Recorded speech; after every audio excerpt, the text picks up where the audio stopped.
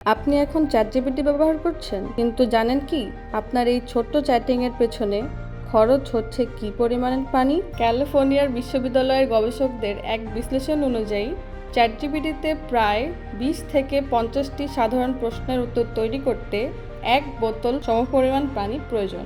প্রতি প্রশ্নের গড়ে প্রায় 10 থেকে 25 মিলিলিটার পানি প্রয়োজন। কিন্তু এআই তো সফটওয়্যার, তাহলে পানি কোথায় লাগে?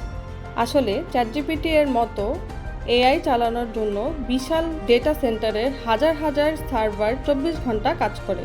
এই সার্ভারগুলো প্রচণ্ড গরম হয়ে যায়, তাই এগুলো ঠান্ডা রাখতে অনেক ডেটা সেন্টারে ওয়াটার কুলিং সিস্টেম ব্যবহার করা হয়। সেই কারণেই পানি খরচ হয় অনেক। এই মানে এই নয় যে এআই ব্যবহার করা বন্ধ করে দিতে হবে, বরং প্রযুক্তির সুবিধার পাশাপাশি এর পরিবেশগত প্রভাব সম্পর্কেও আমাদের জানা উচিত। প্রতিটি প্রম্পটেরই একটি অদৃশ্য পরিবেশগত মূল্য আছে। প্রতিদিন 14,80,00,000 লিটার পানি লাগে, যদিও এর নির্ভরযোগ্য প্রমাণ নেই। তথ্যটি গুরুত্বপূর্ণ মনে হলে ভিডিওটি শেয়ার করুন।